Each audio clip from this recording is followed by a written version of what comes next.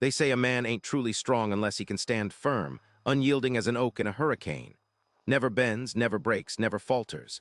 That's the myth whispered in the back alleys of every factory floor, every construction site, echoing in the quiet corners of men's minds.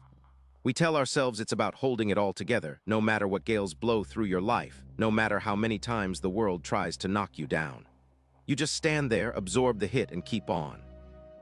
But sometimes the real strength ain't in the standing. Sometimes the true measure of a man's mettle, his deepest grit, is found not in the moment he finally buckles and hits the dust, but in the brutal honesty of his own collapse and what he does then. What he chooses to do when the unyielding oak finally splinters and cracks. There was a man just like that. His name was Dale. 47 years old, a number that sat on him like a well-worn work shirt, comfortable in its familiarity, yet showing the strain of countless washes and long days.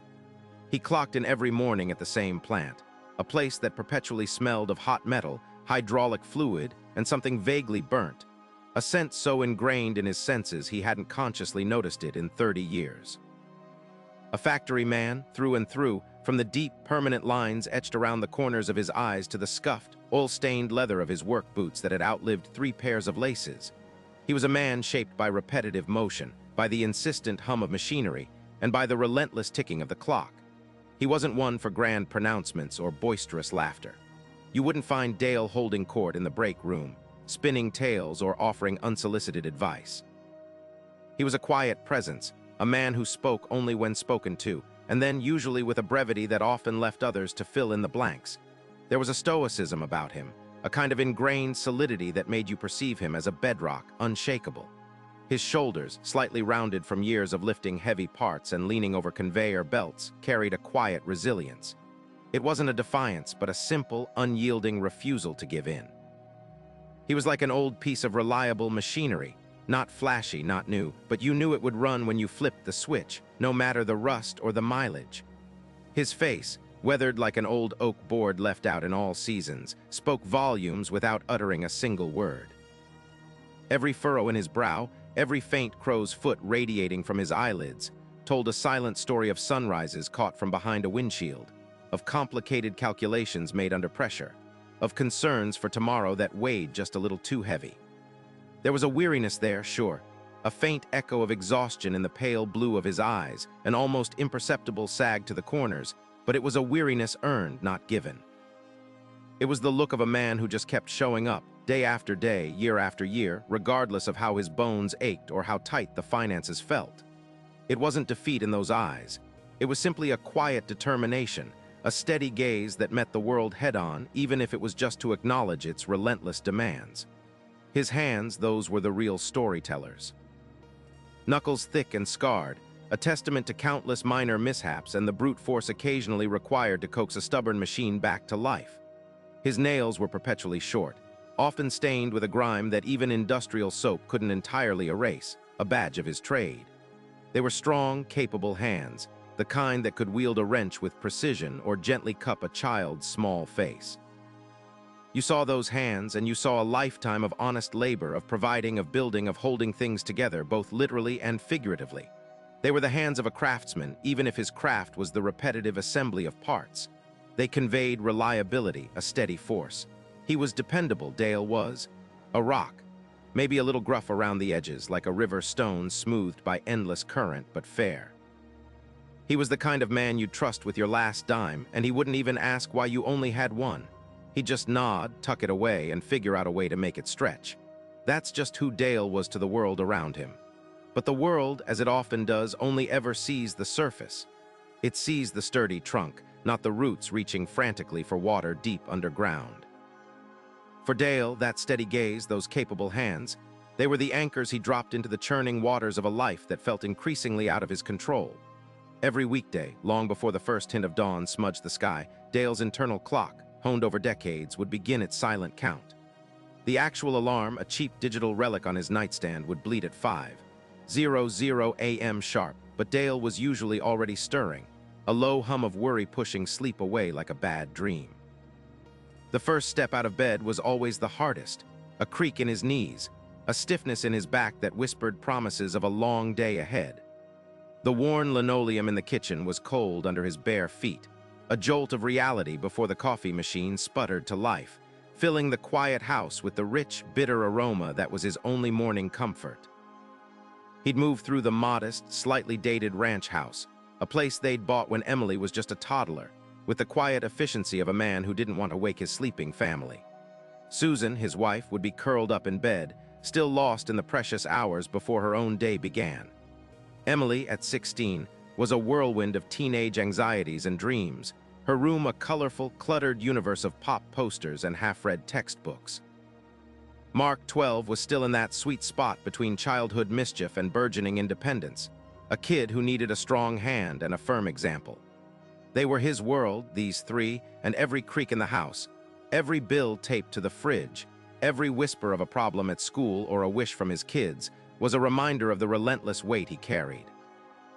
The drive to the plant was a blur of familiar streets and the same stretch of highway, the rising sun just a distant orange smear in his rearview mirror. He'd passed the newer subdivisions with their pristine lawns and two-car garages, and then the older, struggling neighborhoods, the stark contrast a constant, quiet hum in his mind. He worked at the same automotive parts factory for 27 years, a lifetime spent coaxing metal into submission, day in and day out.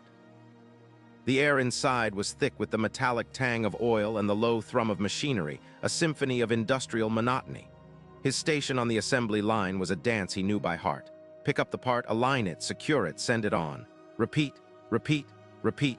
It was work that demanded his hands, his focus, but rarely his mind, leaving it free to wander, to worry, to calculate. Every week was a tightrope walk. There were always the bills. The mortgage, the utilities, the car insurance, Emily's braces, Mark's new cleats, the unexpected leak under the sink. Every spare dime was already spoken for before it even hit the bank account. He knew other guys at the plant, younger ones mostly who complained louder, talked about moving on, finding something better. But for Dale, this was it. This was his certainty, his guarantee of a paycheck, however modest, however hard-earned. The idea of starting over, of leaving the familiar rhythm of the plant, felt like jumping off a cliff, a risk he couldn't stomach, not with his family depending on him. He just put his head down, pushed through the aches, and focused on the next part, the next shift, the next week. This was his burden, his duty, and he carried it with the quiet, unyielding strength of a man who saw no other option. He was providing. That was what mattered. The 5 a.m. alarm, a cheap digital clock with glowing red numbers, was the first sound he truly registered each day. Not the birds, not the traffic, just that insistent electronic whine that pulled him from a shallow sleep.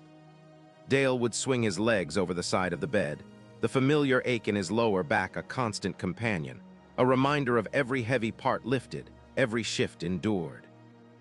Susan would still be asleep beside him, her breathing soft and even a moment of fragile peace in the pre-dawn quiet. He liked those quiet moments in the kitchen, the slow hiss of the coffee maker, the grainy light filtering through the window as he ate his oatmeal. No demands, no questions, just the warmth of the mug in his hands and the silent promise of another day he had to make happen. Then came the drive. The same route, same cracked pavement, same faded storefronts blurring past, each morning a carbon copy of the last. He'd see the other early birds, other men and women in their own aging cars, heading to their own posts, their own responsibilities, all caught in the grinding gears of the town's economy. At the plant, the shift started with the ringing of a bell, a sharp, clanging sound that cut through the already present industrial din, a signal to put his head down and just do. 8 hours of repetition, his hands moving with practiced efficiency, his mind free to wander, often back to the endless arithmetic of bills versus income. Lunch was a short break spent eating a sandwich his wife packed, often in silence, watching the clock tick. He didn't socialize much, didn't have the energy for it or the words. Most conversations were about sports or the latest rumor about layoffs, neither of which offered much comfort. Evenings were a blur of dinner, trying to help Mark with homework he barely understood himself, listening to Emily talk about her day with a teenage intensity he couldn't quite follow, then finally, the couch. The TV on low, a beer he barely tasted, his mind still cycling through the day's events, the next day's tasks, the never-ending list of things that needed fixing around the modest ranch house. The garage door that stuck, the leaky faucet in the bathroom, the patch of dead grass in the front yard. Small things, but they added up, another layer of minor defeats in a life that seemed to offer little room for anything else. The house, his home, felt less like a sanctuary and more like a never-ending project. Each repair another drain on his already stretched resources and diminishing energy. Weekends offered little true respite.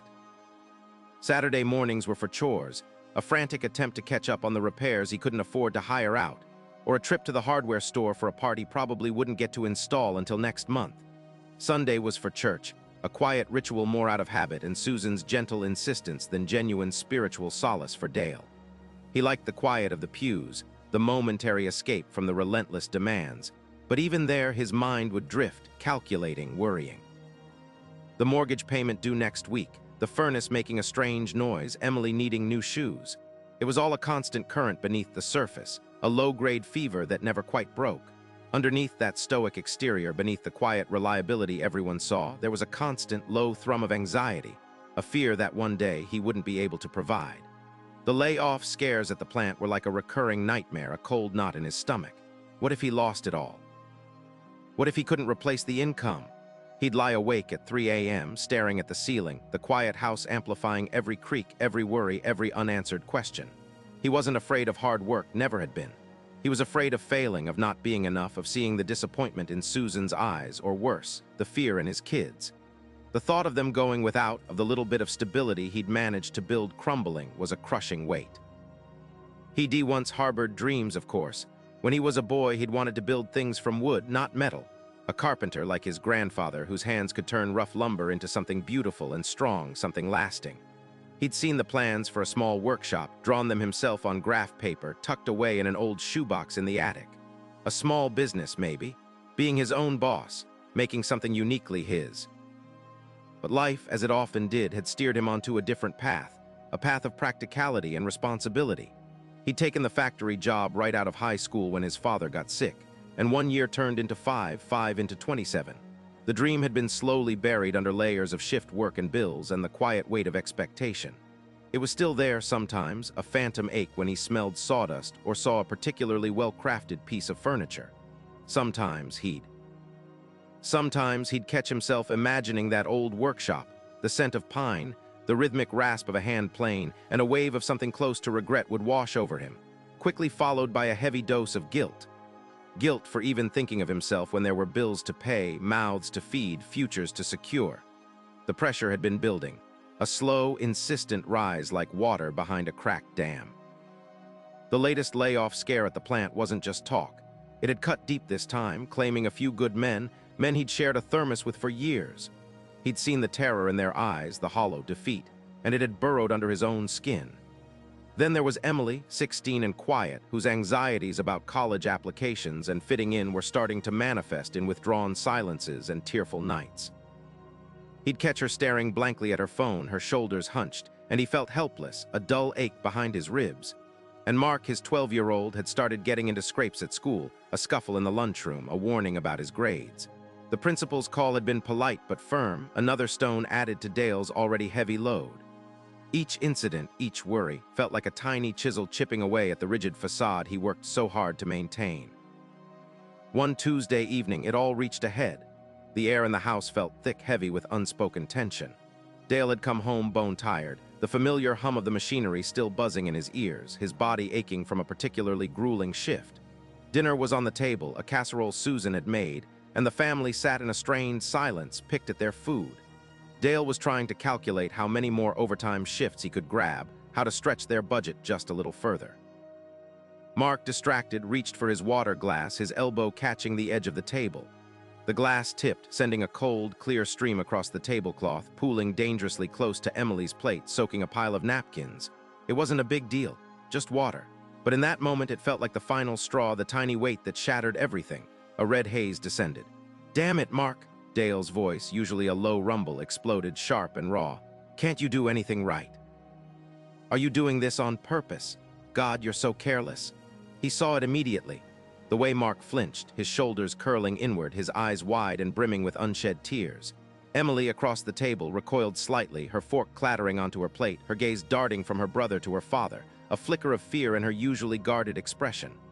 Susan, who had been moving to grab a rag, froze, her hand hovering, her face a mask of weary disappointment. In that instant, seeing the fear in his children's eyes, the quiet hurt in Susan's, Dale felt a cold shock. He wasn't being tough, he was being cruel. He saw himself reflected in their faces, a brittle, angry man lashing out, not protecting. His toughness wasn't strength, it was just a loud, ugly crack. Later that night, the house was silent, dark save for the pale glow of the street lamp filtering through the blinds.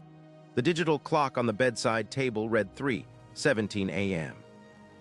Dale lay awake, staring at the ceiling, the anger from earlier drained away, leaving behind a vast, echoing emptiness. His outburst replayed in his mind, a relentless loop of shame and regret. Mark's terrified eyes, Emily's startled flinch, Susan's defeated sigh. He pulled himself out of bed, the mattress groaning faintly, and made his way to the kitchen, the cool linoleum a jolt beneath his bare feet. He didn't turn on the lights, just sat at the kitchen table, the silence pressing in. What had his life become? This wasn't the man he'd intended to be. The quiet strength he'd always admired, the steady hand of his own father, felt like a distant memory. He was just a pressure cooker, his emotions sealed tight until they exploded, hurting the very people he was supposed to shield. He thought of the carpenter's plans in the shoebox, the hopeful boy who'd sketched them, full of quiet dreams. That boy wouldn't recognize the man who'd yelled at his son over spilled water. He was a factory man, sure, but he wasn't a monster. Or was he? The fear he'd seen in his children's faces was real, and he, their father, had put it there. He'd always believed his job was to be the rock, unyielding, unwavering. But all he'd done was turn that rock into a weapon, chipping away at the trust and love he valued most. He felt a deep, wrenching pain, a realization that his way of being tough, of bottling everything up until it burst, was a betrayal of everything he stood for. He was failing. Not just at work, not just at keeping the bills paid, but at the core of who he was as a husband, a father. He had prided himself on his resilience, but tonight he felt utterly broken, and worse, he was breaking the people around him too. The dark stillness of the house offered no comfort, only the stark, brutal truth. Something had to change. This path, his path of silent suffering and sudden eruptions, was leading nowhere good. It was leading to loneliness and resentment and the quiet tearing apart of his family. He couldn't keep doing this. He just couldn't. He just could. The words echoed in the hollow space of his skull, stripped bare of anger, resentment, or even despair. Just a stark, quiet truth. He couldn't keep doing this. Not this way. He didn't know what this truly was yet, or what not this way would look like, but the conviction settled over him with the weight of years of unspoken burdens finally pressing down. It wasn't a roar of defiance, nor a sob of surrender. It was a still, small sound deep within him, like a tired old engine finally clicking off after too many hard miles. Enough. He lay there until the first hint of gray lightened the edges of the curtain. The usual pre-dawn dread was there, a cold knot in his stomach, but something else was too, a fragile, almost imperceptible flicker. A choice. He knew the world wasn't going to suddenly change. The plant wouldn't get quieter, the bills wouldn't magically pay themselves, Emily's teenage angst wouldn't vanish, and Mark wasn't going to turn into an angel overnight. The pressure would still be there, relentless, grinding. But maybe, just maybe, he could change how he met it. The alarm shrieked at 5 a.m. His hand flew out, silencing it with a practiced slap. For a second, the old reflex kicked in, the groan, the resentment, the heavy cloak of here we go again. He felt it, that familiar surge of weary anger, the mental checklist of all the day's upcoming annoyances. This was the moment, he realized, as the first tendrils of stress began to coil in his gut. This was where he usually let it take hold, let it dictate the tone of his entire day. But this time he paused, just a beat, a full, slow breath in through his nose, out through his mouth. He felt the tightness in his chest, the dull ache behind his eyes. He didn't try to make it disappear. He just acknowledged it. Okay, he thought, a silent word. I feel this. It's here. Getting out of bed, he felt the familiar stiffness in his back, the protest of 47 years of hard labor. He trudged to the kitchen, the scent of stale coffee from yesterday's forgotten pot heavy in the air. Susan was still asleep. The toaster was still broken. The milk carton felt light. Every little thing was a tiny trigger, a spark for the fuse he usually lit without thinking. He could feel the familiar heat rising in his chest, the urge to just slam the empty milk carton back into the fridge, to curse under his breath about forgetting to buy more. His hands, calloused and thick, curled into fists. His jaw tightened. The old Dale would have done it. He would have let that small annoyance fester, building a foundation of irritation that would inevitably spill out later, perhaps at Mark for leaving his shoes in the hallway, or at Emily for leaving a light on. But he didn't. His hands unclenched. He picked up the empty carton, walked it to the recycling bin. He took another breath. It wasn't a miracle cure. The frustration hadn't vanished. It was still there, buzzing under his skin like a trapped fly. But he hadn't given it control. He hadn't let it become a slam, a curse, a moment of brittle anger. He just processed the fact. No milk, okay? He could make do with black coffee just this once. He stood by the coffee maker, waiting for the drip, listening to the hum. He felt the weight of the day pressing in, the memories of the layoff scare, Emily's distant silences, Mark's defiant glares. It all swirled around him, a storm of anxiety he usually tried to fight off or ignore until it overwhelmed him. Today, he let it swirl. He acknowledged the fear, the worry, the exhaustion. He wasn't trying to be Superman. He was just trying not to be the wrecking ball. The first cup of black coffee tasted bitter, but it was hot. He sat at the kitchen table, the silence of the pre-dawn house stretching around him. He didn't pick up his phone to scroll, didn't immediately start planning the day's battles.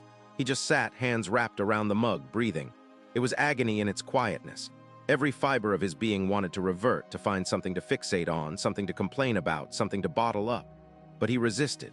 It felt like holding back a tidal wave with his bare hands. It was the hardest thing he'd done in years, this simple act of not letting go. This wasn't about being tough enough to never feel the cracks. He was already cracking. This was about being tough enough to feel the crack and still hold the pieces together just enough to keep from shattering everything around him. It was a small victory, a private one, measured only in the space between an impulse and a chosen reaction. And for Dale, that morning, it felt like moving a mountain. That first quiet morning, holding the coffee cup, felt like a victory, but a victory often has a way of turning into a drawn-out campaign. The days that followed blurred into a relentless internal battle. By day 3, the fragile truce he'd made with himself was already under heavy fire. At the plant, the old hydraulic press, a beast of green steel Dale had known for 20 years, decided to seize up mid-shift. Smoke billowed. The line ground to a halt. Foreman Miller, a man whose voice seemed perpetually set to strident, was already shouting about quotas and lost time. Dale felt the familiar heat climb his neck, the knot tighten in his gut. His hands, caked with grease and grit, instinctively clenched.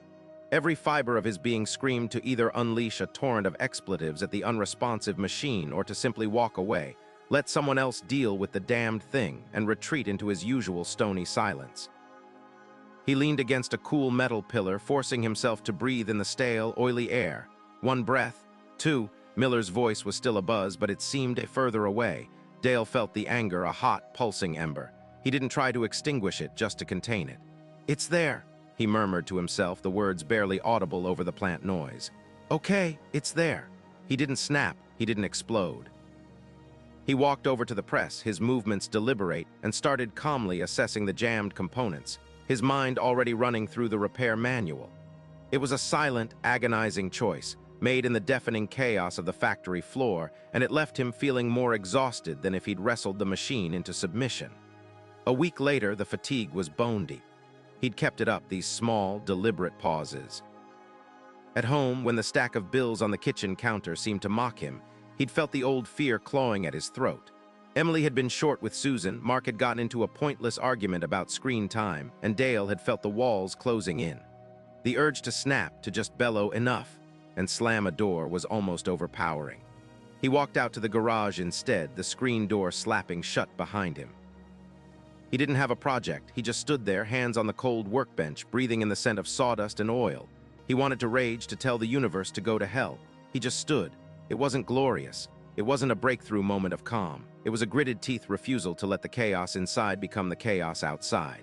He returned to the house 20 minutes later, quiet but with the fire banked, not raging out of control. Then came day 12, a Tuesday. The worn-out washing machine decided to flood the laundry room, a small, ridiculous, yet utterly devastating catastrophe on top of everything else. Emily needed new shoes she couldn't afford, Mark had a note from school about a science project he hadn't started, and Susan looked at the spreading puddle with a tired, helpless sigh. The dam broke. Dale didn't shout. He didn't curse. But the weariness, the pressure, the sheer futility of it all welled up. He looked at the water, then at Susan, then at his kids, standing there looking like deer caught in headlights. "This is just great," he said, his voice flat, devoid of any warmth, laced with a bitter resentment that cut through the air far more effectively than any shout. "Just what we needed." He watched Mark flinch, saw Emily's shoulders slump even further. Susan's eyes, usually so steady, clouded over with hurt. He de-slipped. Not an explosion, but a quiet, insidious erosion of the fragile peace he'd been fighting for. The old Dale, the one who let his despair poison the well, had resurfaced, even if only for a moment. The shame was immediate, a cold wave washing over him. He saw the ripple effect of his words, the way his weariness had bled into them, how they'd landed like a slap. He stood in the inch of water, feeling it soak his work boots, and for a terrifying moment he wanted to just give up. Let the water rise. Let everything go. This was too hard. He wasn't cut out for it. He was just a tired man, and maybe his way of handling things, however destructive, was just his way. But then he remembered the fear in his kid's eyes that other night, the moment that had started all this. He looked at Mark's downcast face, at Emily's retreating back. He'd broken. He'd let the frustration win. But he hadn't completely shattered.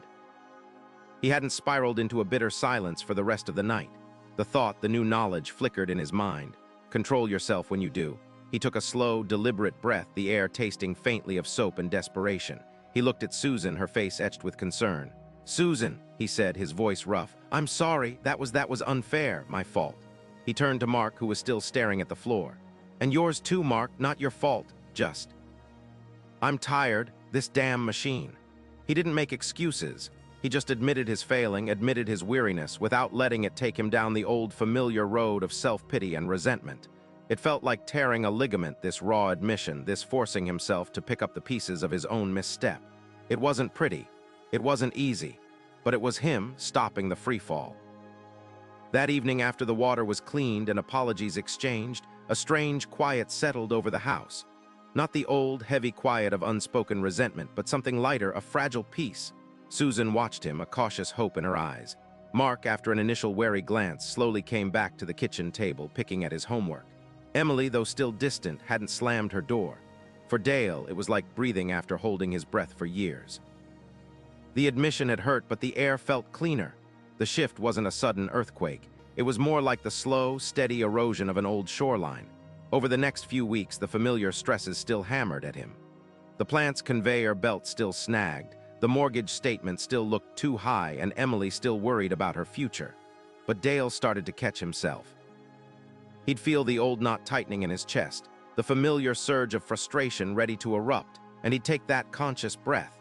Sometimes it worked perfectly, a smooth redirect. Other times, he'd still feel the anger clawing at him, but he'd manage to bite back the sharp word to turn away, to go stand in the garage for 5 minutes and just breathe until the red haze receded. He was learning to feel the break coming, to acknowledge it, and then, crucially, to choose how he landed. Susan noticed first. One Tuesday, the water heater started acting up again, spitting cold water in the shower. The old Dale would have cursed a blue streak, slammed toolboxes, and blamed the economy for not affording a new one. This time, Dale just sighed, a deep, tired sound. He walked out to the garage, grabbed his wrench, and came back to tackle it, muttering, "Guess it's got a mind of its own, this thing." He still looked exhausted, but the anger wasn't there. He was just fixing the problem, not fighting the world. She saw him sit with Mark that night, patiently going over a math problem, even when Mark clearly wasn't getting it. The old Dale would have thrown his hands up, declared Mark hopeless. This Dale just kept trying, his brow furrowed in concentration, not irritation. Emily saw it too, in smaller ways. He started knocking before entering her room, a quiet, "Hey, kiddo, everything all right?" instead of just walking in. When she talked about her anxieties, he didn't immediately jump to solutions or dismiss her fears. He just listened, really listened. Sometimes he'd just nod, sometimes he'd offer a quiet, "That sounds rough, Em." He wasn't suddenly a fountain of wisdom, but he was present, and that presence was a new kind of strength. By the time late spring rolled around, Dale wasn't a different man, not fundamentally. He still had the lines etched around his eyes, the slight stoop in his shoulders from years of heavy lifting. The weariness was still there, a constant companion.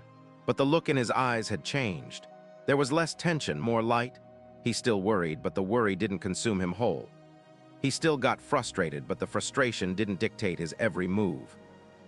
One evening, after another long, grinding shift where a critical part failed and put the whole line behind schedule, he came home beat.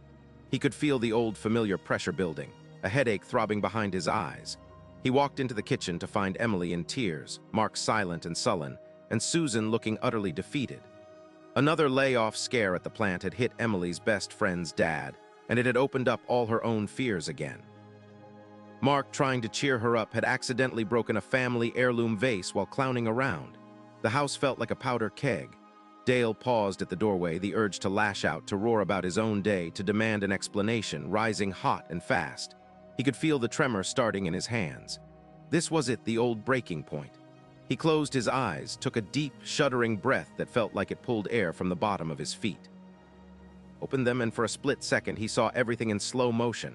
Emily's tear-streaked face, Mark clutching a shard of the vase, Susan's shoulders slumped. He felt the pain, the exhaustion, the disappointment. But instead of letting it consume him, he saw it, acknowledged it, and then he let it go. Not perfectly, not entirely, but enough to choose. He walked over to Susan, put an arm around her, and squeezed. "Long day," he said, his voice quiet. "For all of us, huh?" He knelt down to Mark, gently took the vase shard. "Hey, buddy, accidents happen. It's okay. We'll figure it out." Then he sat beside Emily, just listening, not talking, not fixing, just being there as she poured out her fears. He didn't have answers for the plant, or for college, or for broken vases. But he had himself present and controlled, even when everything else felt like it was falling apart.